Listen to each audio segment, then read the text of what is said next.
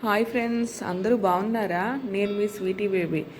ఈరోజు మనం ఓవెన్ లేకుండా, ఎగ్ లేకుండా గోధుమ పిండితో కేక్ ఎలా తయారు చేద్దామో చూద్దాం. 1 బౌల్ తీసుకొని అందులో 2 కప్స్ వీట్ ఫ్లోర్ వేసుకోవాలి.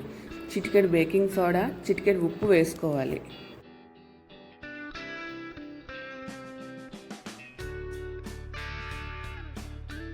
నేనైతే ఈ కేక్లోకి మిల్క్ మేడ్ అయితే యూస్ చేస్తున్నాను ఫ్రెండ్స్.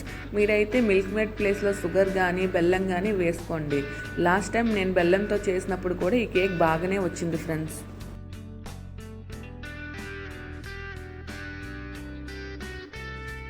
మిల్క్ మేడ్ వేసిన తర్వాత ఈ మిశ్రమాన్ని కొంచెం కలుపుకొని దీనిలో 1.5 కప్ మిల్క్ యాడ్ చేశాను ఫ్రెండ్స్.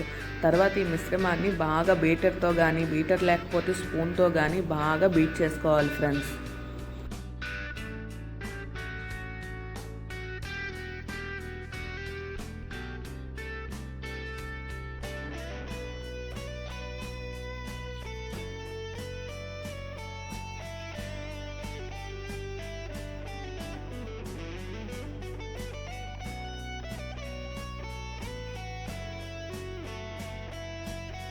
స్మూత్గా రావడం కోసం నేనైతే 2 స్పూన్స్ గీనైతే యూస్ చేస్తున్నాను ఫ్రెండ్స్.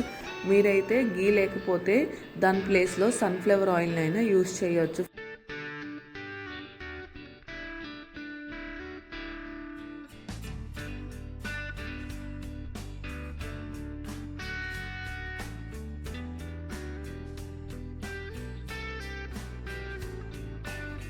బీట్ చేసుకున్న ఈ కేక్ మిశ్రమాన్ని పక్కన పెట్టి కేక్ బేకింగ్ కోసం 1 బౌల్ తీసుకొని దానిలో గీ అప్లై చేసి ఈ కేక్ మిశ్రమాన్ని అందులో వేయాలి ఫ్రెండ్స్.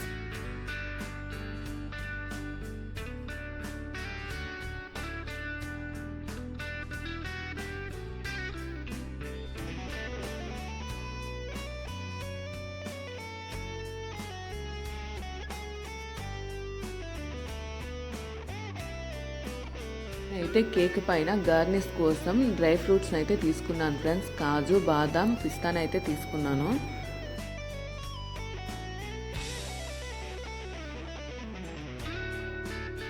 ఇప్పుడు స్టవ్ వెలిగించుకొని 1 ప్యాన్ తీసుకొని అది బాగా హీట్ అయ్యేంత వరకు చూసుకొని అందులో స్టాండ్ పెట్టాలి.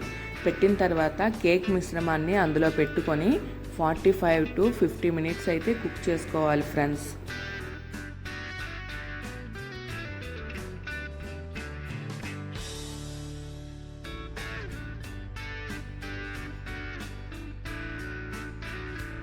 హాఫ్ అన్ అవర్ తర్వాత కేక్ బేక్ అయిందో లేదో చూసుకోవడానికి నైఫ్ కానీ లేదంటే టూత్ పిక్ కానీ పెట్టి ఇలా గుచ్చి చూసినట్లయితే దానికి అంటుకున్నట్లయితే అది ఇంకా బేక్ అవ్వలేదని, ఇంకా టైం పడుతుందని అర్థం ఫ్రెండ్స్.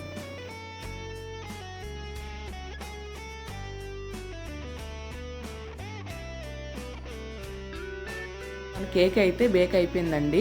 దీన్ని ఒక 10 నిమిషాల పాటు పక్కన పెట్టుకొని ఇది చల్లగా అయిన తర్వాత నైఫ్తో చుట్టూ రౌండ్ ఆఫ్ చేసుకొని దీన్ని ప్లేట్లోకి అయితే ట్రాన్స్ఫర్ చేసుకోవాలి.